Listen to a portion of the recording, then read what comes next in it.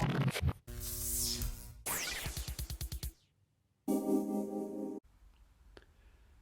Friends, welcome to my channel together with Abhi. अभी तक हमने EC2 के बारे में पढ़ा है, इसका इंट्रोडक्शन हमने देखा। उसके बाद हमने एक लिनक्स और विंडोज़ मशीन को लॉन्च किया, उसको कनेक्ट करके देखा। इसके साथ साथ हमने इंस्टेंस मेटाडेटा और बूटस्ट्रैपिंग कैसे कर सकते हैं, ये दोनों चीज़ हमने अभी तक कवर की हैं। इस वीडियो में हम कुछ वो थ्योरी कवर करेंगे जो आगे के प्रैक्टिकल्स के लिए बहुत इंपॉर्टेंट है। So let's get started. जो सबसे पहली चीज़ हम पढ़ेंगे वो है सिक्योरिटी ग्रुप्स। अभी तक हमने कुछ सिक्योरिटी ग्रुप्स बना के देखे थे, ठीक है, बट उसकी थोड़ी सी मैं थ्योरी कवर करना चाहूँगा। तो सिक्योरिटी ग्रुप क्या होते हैं? वो एक वर्चुअल फायरवॉल होते हैं जो आपका ट्रैफिक कंट्रोल करते हैं इंस्टेंस के लिए, कि क्या ट्रैफिक आप अलाउ कर रहे हैं, ठीक है। So this is applied at an instance level. Instance के लेवल पे अप्लाई होता है, एक नेटवर्क लेवल पे भी होता है। अब ये जो आपकी मशीन है, जो आपने इंस्टेंस लॉन्च किया, ये हो सकता है किसी एक बड़े नेटवर्क के अंदर हो, राइट। वो नेटवर्क भी हम आगे बनाएंगे जिसको हम वर्चुअल प्राइवेट क्लाउड बोलेंगे। बट किसी नेटवर्क के अंदर, जब भी आपकी कोई कंपनी में आप काम कर रहे हैं, तो किसी कॉरपोरेट नेटवर्क होता है और उस नेटवर्क पे भी कुछ फायरवॉल्स वगैरह होती हैं सिक्योरिटी मेंटेन करने के लिए। बट ये जो सिक्योरिटी की बात हम कर रहे हैं, जो सिक्योरिटी ग्रुप होते हैं, वो इंस्टेंस लेवल पे होते हैं कि पर्टिकुलर कंप्यूटर में क्या अलाउड है आना या नहीं, ठीक है। So this is also based on three things: protocol, port, source और डेस्टिनेशन। कि क्या प्रोटोकॉल अलाउड है, आप उसको TCP कर सकते हैं या फिर और कोई प्रोटोकॉल UDP वगैरह आप अलाउ कर रहे हैं, किस पोर्ट पे अलाउ कर रहे हैं और कहाँ से किसके लिए कर रहे हैं। तो आपने कहा, अभी तक हमने देखा था, हम दे रहे थे 0.0.0.0। ये जो IP होता है, ये नॉर्मल IP होता है पूरी दुनिया के लिए। अगर आपको किसी भी एनोनिमस यूज़र को अलाउ करना है, सो आप इस IP का यूज़ करते हैं, तो ये आपका सोर्स हो गया। इसी तरीके से आप डेस्टिनेशन बता सकते हैं कि मैं इस पर्टिकुलर IP पे अलाउ करना चाहता हूँ। फाइन। किस प्रोटोकॉल और किस पोर्ट के लिए, ये भी आप वहाँ पे स्पेसिफाई कर सकते हैं। जैसे कि अभी हमने देखा था, इन केस ऑफ लिनक्स हम SSH अलाउ करते थे, इन केस ऑफ विंडोज़ हमने RDP अलाउ किया था। Every instance must have at least one security group. ये AWS ने लगाया है रूल कि कम से कम एक सिक्योरिटी ग्रुप तो होना ही चाहिए। तो इसीलिए जब आप, अगर मैं कुछ भी कॉन्फ़िगर नहीं करता डायरेक्टली, हमने अगर पहले ही उसमें डिफ़ॉल्ट यूज़ कर लेते, तो AWS अपने आप एक डिफ़ॉल्ट सिक्योरिटी ग्रुप वहाँ पे क्रिएट कर देता। जैसे ही वो देखता विंडोज़ है, वो RDP सेशन रिलेटेड बना देता। अगर जैसे ही उसने देखा लिनक्स है, वो SSH रिलेटेड एक सिक्योरिटी ग्रुप वहाँ पे अपने आप क्रिएट कर देता। So one default security group gets created on launch of instance. In case of multiple security groups, rules are aggregated. तो इसका क्या मतलब है कि एक इंस्टेंस, एक मशीन पे आप एक से ज़्यादा सिक्योरिटी ग्रुप्स दे सकते हैं। अब लेट्स से कि आपने एक सिक्योरिटी ग्रुप में SSH पोर्ट 2022 पे अलाउ किया और दूसरे में आपने RDP भी अलाउ कर दिया, तो क्या होगा? इन दोनों का एडिशन होके जो रूल्स बनेंगे, उन रूल्स को टोटली अप्लाई होगा। Fine. By default everything is denied. Her cheese deny होती है। It is like the least privilege, सबसे कम प्रिविलेज असाइन करनी चाहिए फॉर सिक्योरिटी। तो हर चीज़ बाय डिफ़ॉल्ट डिनाइड है और उसके बाद आप देखते हैं कि आपको क्या अलाउ करना है या नहीं अलाउ करना है।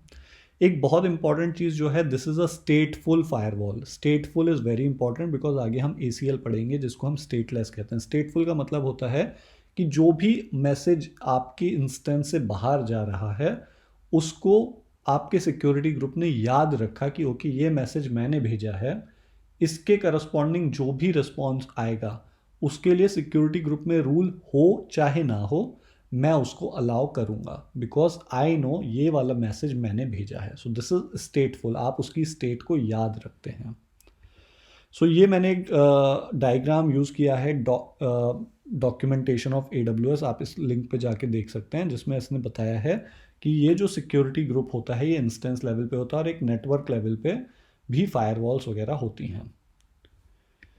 Now let's discuss tenancy options. अभी हमने वहाँ पे जब AWS इंस्टेंस को हम कॉन्फ़िगर करने गए थे, तो आपने देखा था, मैंने दिखाया था, एक ऑप्शन आता है टेनेंसी के लिए और वहाँ पे 3 ऑप्शंस आते हैं। एक शेयर टेनेंसी, दूसरा होता है डेडिकेटेड इंस्टेंसेस और तीसरा होता है डेडिकेटेड होस्ट। ये 3 ऑप्शन वहाँ आते हैं। अब इन तीनों का मतलब क्या है? शेयर टेनेंसी का मतलब होता है कि एक सिंगल होस्ट मशीन पे मल्टीपल कस्टमर्स के इंस्टेंसेस को आप लॉन्च कर सकते हैं। सो AWS के पास क्या है, उसने एक फिजिकल मशीन एक ही है जिसको हम होस्ट बोल रहे हैं, और एक से ज़्यादा कस्टमर्स, कस्टमर 1 और कस्टमर 2 दोनों ने एक लिनक्स इंस्टेंस लॉन्च किया है, एक एक लिनक्स इंस्टेंस लॉन्च किया। दोनों का इंस्टेंस जो है सेम कंप्यूटर पे उसने लॉन्च करके दिया है, ठीक है।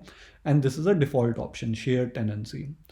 डेडिकेटेड इंस्टेंस में क्या होता है कि होस्ट मशीन तो एक ही है, हार्डवेयर जो आपने अगर ये ऑप्शन चूज किया तो आपके इंस्टेंस को जो हार्डवेयर मिलेगा वो डेडिकेटेड होगा आपके लिए। शेयर टेनेंसी में हार्डवेयर भी आप शेयर कर रहे हैं। सो लेट्स से कि एक होस्ट मशीन ए पे हमने एक इंस्टेंस कस्टमर ए ने चूज किया 1 2 3, और कस्टमर बी ने दो और चूज किए 3 4 5 5 6 7, ये दो इंस्टेंसेस और चूज किए, ठीक है, और उसने शेयर टेनेंसी चूज किया। तो आपका जो कस्टमर ए का जो इंस्टेंस है उसको तो हार्डवेयर डेडिकेटेड मिल जाएगा, उस मशीन का कुछ हार्डवेयर को आप डेडिकेट कर देंगे एक कस्टमर ए के लिए, बट बाकी जितने भी इंस्टेंसेस हैं वो बचे हुए हार्डवेयर को आपस में शेयर करेंगे। So that is dedicated instances. And dedicated host क्या है? डेडिकेटेड होस्ट में क्या है कि पूरी की पूरी फिजिकल मशीन आपके इंस्टेंस को ही मिल गई, उसका सारा हार्डवेयर, उसकी पूरी की पूरी मशीन जो है वो आपके होस्ट को, होस्ट जो है वो पूरा पूरा आपके इंस्टेंस को मिल गया। So full control of the customer.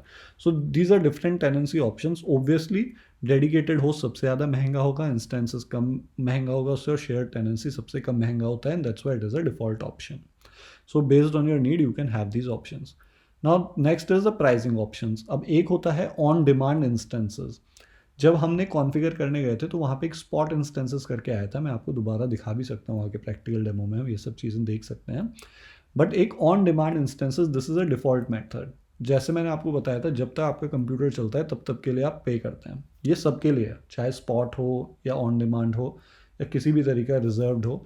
आप जो भी प्राइसिंग ऑप्शन ले रहे हैं, पे तो आप पर आर ही करेंगे, और जब तक आपकी मशीन चल रही है तब तक ही करेंगे। बट अगर आपको पता ही नहीं है कि भाई मेरा लोड कितना होने वाला है, ठीक है, हो सकता है आपको 2 इंस्टेंसेस लगे, हो सकता है 3 लगे, आपको नहीं पता, तो आप क्या करते हैं, आप इस ऑन डिमांड इंस्टेंस की जब मुझे ज़रूरत होगी तब मैं इंस्टेंस को चला लूँगा और तब बंद कर दूंगा। ये सबसे फ्लेक्सिबल होता है, but this is least cost effective, इसमें आपको पैसा ज़्यादा देना पड़ता है। क्यों? क्योंकि अगर आपने दूसरा ऑप्शन चूज़ किया होगा रिजर्व्ड इंस्टेंसेस, आपने पहले से ही AWS के साथ डील कर ली कि I am going to use these many instances, क्या आप मुझे थोड़ा सस्ता कर सकते हैं? ओबियसली जब आप एक चीज़ लेने जाते हैं तो आपको महंगी मिलती है, जब आप उसको एक साथ थोक में लेते हैं, ज़्यादा लेते हैं, तो आपको सस्ती मिल जाती है। तो यहाँ पे आपको ऑलमोस्ट 75% सेविंग्स होती हैं। आपके पास 3 मेथड हैं, आप अपफ्रंट सारा का सारा पे कर सकते हैं, पार्शियल दे सकते हैं, या अभी आप अपफ्रंट कुछ नहीं दे रहे, पर यहाँ पे आपको पता है, यू हैव प्रेडिक्टेबल वर्कलोड, आपको पता है कि मुझे कितने इंस्टेंसेस की ज़रूरत है, आपको पता है 5 इंस्टेंसेस की ज़रूरत है, तो मैं पहले से ही 5 को जो सस्ते में मिल जाते हैं उन इंस्टेंसेस को मैं लेके रख लेता हूँ, ठीक है। So this is reserved instances.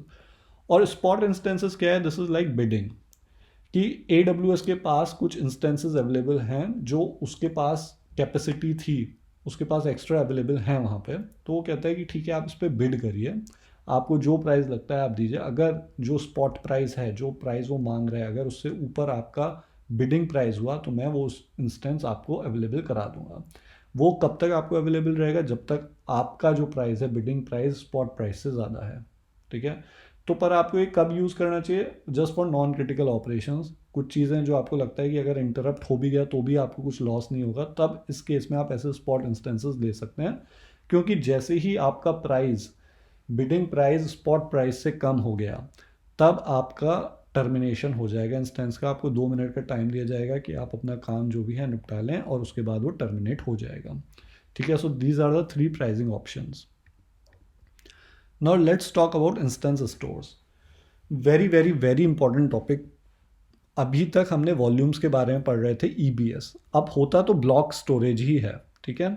Instance store हो चाहे EBS हो, दोनों ब्लॉक स्टोरेज हैं। पर इंस्टेंस स्टोर में क्या होता है? टेम्पररी ब्लॉक स्टोरेज होता है वो, टेम्पररी। अगर आपको कुछ टेम्पररी डेटा के लिए इंस्टेंस स्टोर होता है, ये located on the disk that are physically attach to the host computer. कुछ ऐसी डिस्क जो होस्ट मशीन से डायरेक्टली अटैच्ड हैं, उस पर इंस्टेंस स्टोर होता है, बहुत फास्ट होता है। It is good only for temporary storage. Okay, so अगर आपको कैशिंग, बफर, इस तरीके के कुछ ऑपरेशंस करने हैं तो आप इंस्टेंस स्टोर का यूज़ करें। H D D, S S D, कुछ भी हो सकता है, बट डेटा केवल उतनी देर के लिए ही रहेगा वहाँ पे जब तक कि आपका इंस्टेंस स्टॉप या टर्मिनेट ना हो जाए। अब यहाँ पे मैंने स्टॉप लिखा तो है, ठीक है, बट ये मैंने इसलिए लिखा है, अब ऐसा ऑप्शन नहीं होता। अब आप इंस्टेंस स्टोर वाला जो इंस्टेंस होता है, जिस इंस्टेंस के अंदर, जिस मशीन के अंदर आपने इंस्टेंस स्टोर बैग्ड लिया है मशीन को, उसके अंदर स्टॉप का ऑप्शन आता ही नहीं है, ठीक है। वो लेटेस्ट चेंजेस AWS ने कर दिए हैं ऑलमोस्ट 1-2 साल पहले, बट पहले आप इंस्टेंस को स्टॉप कर सकते थे, ठीक है। और डेटा तभी तक परसिस्ट करता जब तक आपका वो स्टॉप नहीं हो जाता है, टर्मिनेट नहीं हो जाता, ठीक है। In case of reboot the data use to persist. But क्या होता था कि लोग बाग बंद कर देते हैं and then they will complain कि भाई हमारा डेटा लूज़ हो गया, तो उसके लिए उन्होंने वहाँ से वो स्टॉप ऑप्शन हटा ही दिया है, ठीक है। तो अगर आपने इंस्टेंस स्टोर बैग्ड इंस्टेंस को लॉन्च किया है तो फिर आप स्टॉप नहीं कर पाएंगे, क्योंकि स्टॉप होते ही डेटा आपका ख़त्म हो जाता है, टर्मिनेट होते ही इस स्टोरेज पे जो भी डेटा होगा वो आपका ख़त्म हो जाएगा। Owing to short life this is also called ephemeral storage. तो आप जब भी देखिए, जब भी हम एक वार्निंग आती थी, जब भी हम टर्मिनेट करने जाते थे, एक वार्निंग आती थी कि जो भी एफीमेरल स्टोरेज पे आपका डेटा होगा वो ख़त्म हो जाएगा, टर्मिनेट। तो एफीमेरल स्टोरेज का मतलब क्या होता है? Short lived, very short lived data जो है वो आपका सब ख़त्म हो जाएगा। Okay, now the second is elastic block store. Elastic block store जो होता है परसिस्टेंट। अब आपके हमेशा अगर आपका ख़त्म ही होता रहा स्टॉप होने पे, तो ऐसे कैसे काम चलेगा? यू वांट सम परसिस्टेंस कि भाई मैंने स्टॉप कर दिया चाहे टर्मिनेट कर दिया, मेरा डेटा मुझे अवेलेबल होना चाहिए और मैं इस वॉल्यूम को किसी दूसरे इंस्टेंस से लगा लूँगा। सो आई जस्ट वांट कि मेरा जो भी डेटा है वो कहीं पे तो स्टोर हो। या तो हम आप S3 पे कर सकते हैं, पर आप चाहते हैं ब्लॉक स्टोरेज लेवल पे कहीं पे स्टोर हो, तो उस केस के लिए आप इलास्टिक ब्लॉक स्टोर को यूज़ कर सकते हैं। इसमें 3 ऑप्शंस आते हैं: मैग्नेटिक, जनरल पर्पस और प्रोविजन IOPS, ये हम नेक्स्ट स्लाइड में डिस्कस करेंगे। और ये ऑटोमेटिक रेप्लिकेशन होता है अक्रॉस अवेलेबिलिटी जोन। अब इसके रिलेटेड जो एक इम्पॉर्टेंट पॉइंट है वो ये है कि अगर मान लीजिए आपकी एक मशीन है और दो EBS स्टोरेज आप यूज़ कर सकते हैं। एक ही मशीन 2 EBS स्टोरेज से अटैच हो सकती है, पर एक EBS स्टोरेज 2 मशीन से अटैच नहीं हो सकता। So that is why blue machine can be attach to black as well as blue drive, but the green machine cannot be attached to the blue drive because it is already attached to the blue machine, but green machine can be attached to red drive. I hope ये point आपको clear है। Okay, now we will discuss कि ये जो हमने 3 बताया, magnetic, general purpose SSD और provision IOPS SSD, ये 3 तरीके के आपकी EBS होते हैं। अब इनमें डिफरेंस क्या है? तो देखिए, मैग्नेटिक में तो जो वॉल्यूम है वो सबसे कम मिलता है आपको, 1 GB to 1 TB। General purpose में 1 GB से 16 TB और प्रोविजन में सबसे ज़्यादा मिलता है। थ्रोपुट भी जो है वो सबसे अच्छा प्रोविजन का होता है, उससे कम जनरल पर्पस का, और मैग्नेटिक का उससे कम। कॉस्ट, ओब्वियसली जो चीज़ अच्छी है, क्वालिटी है, उसका हाईएस्ट कॉस्ट होगा। अब यूज़ केस क्या आता है? मैग्नेटिक आप वहाँ यूज़ करेंगे जब आपका इनफ्रीक्वेंट एक्सेस है, नॉन क्रिटिकल ऑपरेशंस हैं, जब आपको कोई फ़र्क नहीं पड़ता कैसी परफॉर्मेंस है, क्या है। So you go and use magnetic, ठीक है, क्योंकि उसका एवरेज IOPS जो है, इनपुट आउटपुट जो क्रेडिट्स मिलते हैं, जो परफॉर्मेंस स्पीड होती है वो बहुत ही स्लो होती है, ठीक है। सो ये थोड़ा स्लो होगा। जनरल पर्पस थोड़ा अच्छा होगा, पर अब ये बड़ा इंपॉर्टेंट पॉइंट है कि उसका बेसलाइन 3 IOPS पर GB है। Okay, and maximum 3000 IOPS। इसका क्या मतलब है? और ऊपर जो मैंने यहाँ पे स्पेसिफिसिटी बोला है, इनपुट आउटपुट क्रेडिट, इसका क्या मतलब है? सो ये कहता है जनरल पर्पस SSD कि अगर मैं 1 GB पे आपको 3 IOPS दे रहा हूँ, ओके, तो इसका मतलब है 1 TB हुआ 1000 GB के बराबर। तो इसका मतलब आप 3000 IOPS तक जा सकती है आपकी परफॉर्मेंस यहाँ पे, ठीक है। तो इसका मतलब क्या ये है कि अगर मैंने 10 TB कर दिया, 10,000 GB हो गया, तो 30,000 IOPS पे जानी चाहिए। This is incorrect. Okay, why? Because केवल 3000 IOPS इसकी मैक्सिमम लिमिट है, ठीक है। तो उसके बाद आप अपने जीबी कितना भी बढ़ा लें, बट मैक्सिमम 3000 IOPS तक ही जाएगा। ठीक है। प्रोविजन IOPS में क्या होता है, प्रोविजन करते हो आप एक लेवल, आपने कह दिया कि मुझे स्पीड चाहिए ऑलमोस्ट 10 IOPS पर जीबी। ठीक है। तो इसका मतलब है कि एक आपके पास ऑप्शन है कि मुझे किस लेवल तक की परफॉर्मेंस चाहिए, बट इस केस में भी मैक्सिमम IOPS जो जाएगा वो 20,000 तक ही जा सकता है। इट इज़ नॉट अनलिमिटेड कि कल आपने 10 टेराबाइट कर लिए और आपकी प्रोविजन स्पीड के अकॉर्डिंग अगर वो 40,000 IOPS हो गया तो आपको उतनी परफॉर्मेंस मिल जाएगी। नहीं, मैक्सिमम आपको 20,000 IOPS होगी, but this is very good for large database critical operations के लिए बहुत अच्छा है। इसका थ्रोपुट अच्छा है, वॉल्यूम अच्छा है, स्पीड अच्छी है, so you can use that. अब इनपुट आउटपुट क्रेडिट जो मैंने जनरल पर्पस SSD में मेंशन किया है उसका क्या मतलब है। तो अभी जैसे मैंने कहा 1 GB के लिए 3 IOPS है, अब 500 GB के लिए 1500 IOPS हो गए। बेसलाइन तो 1500 IOPS है, बट आपने यूज़ कितने कर रहे हैं, मान लीजिए 1000 IOPS। ठीक है। आपने अगर 1000 ही IOPS यूज़ किया 500 GB के लिए, जो आपकी बेसलाइन हो गई 1500, because it allows you 3 IOPS पर GB, पर आप यूज़ कर रहे हैं केवल 1000, तो मतलब 500 आपके बच गए। सो ये आपका क्रेडिट हो गया, यू कैन एक्यूमुलेट दिस। तो इस तरीके से आप एक्यूमुलेट करके रख सकते हैं, और कभी जब सडनली ट्रैफिक बढ़ गया, ठीक है, तो आपको पे करने की ज़रूरत नहीं है अलग से, आप ये जो एक्यूमुलेटेड क्रेडिट है उसको ही यूज़ कर सकते हैं। So this can be use later until finished. तो general purpose SSD is really good for dev test environment, small DB वगैरह, नॉर्मल ऑपरेशंस के लिए general purpose SSD is really good. Input output credit जो इसकी facility है बहुत helpful होती है, क्योंकि you can keep on accumulating input output credits, इनको एक्यूमुलेट कर सकते हैं, और जब आपका ट्रैफिक सडनली ज़्यादा हो तो आप इसको यूज़ कर सकते हैं।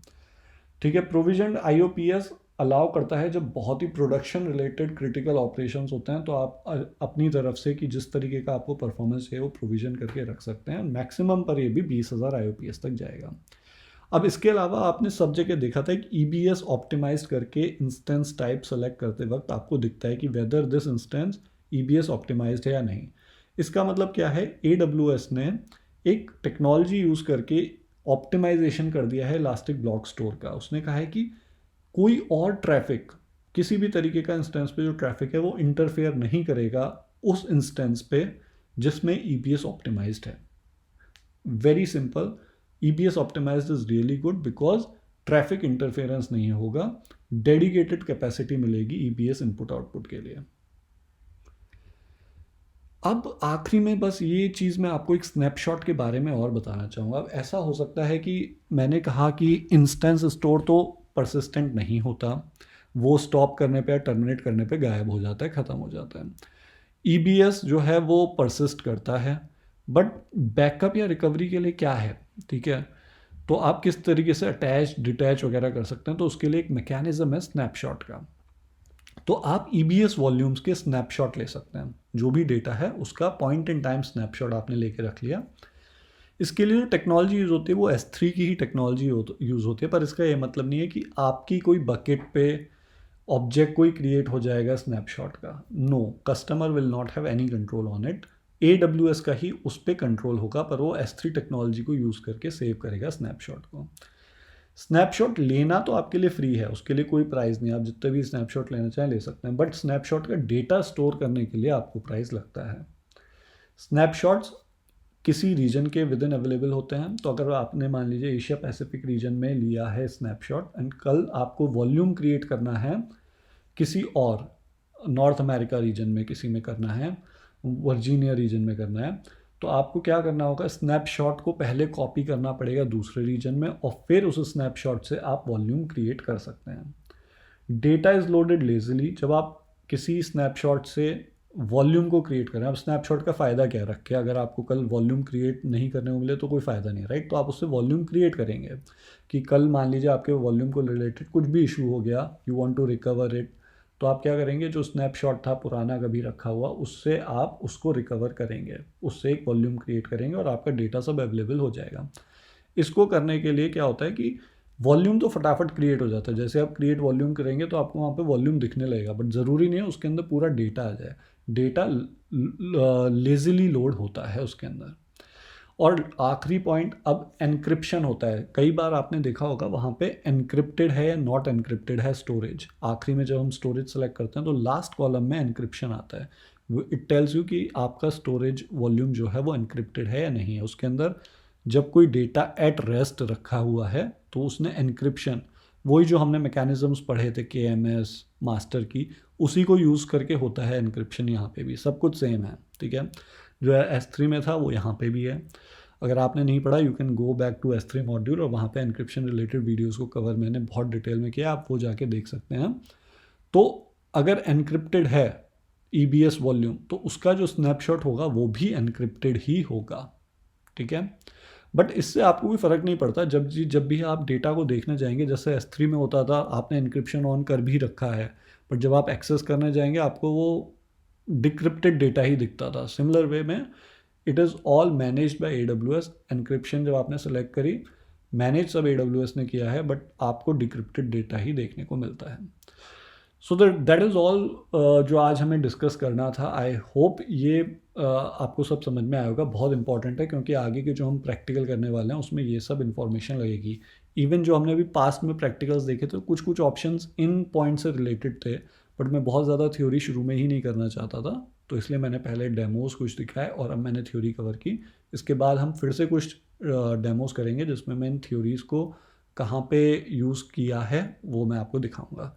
Hope you like this video. If you did please like it, share it, comment it.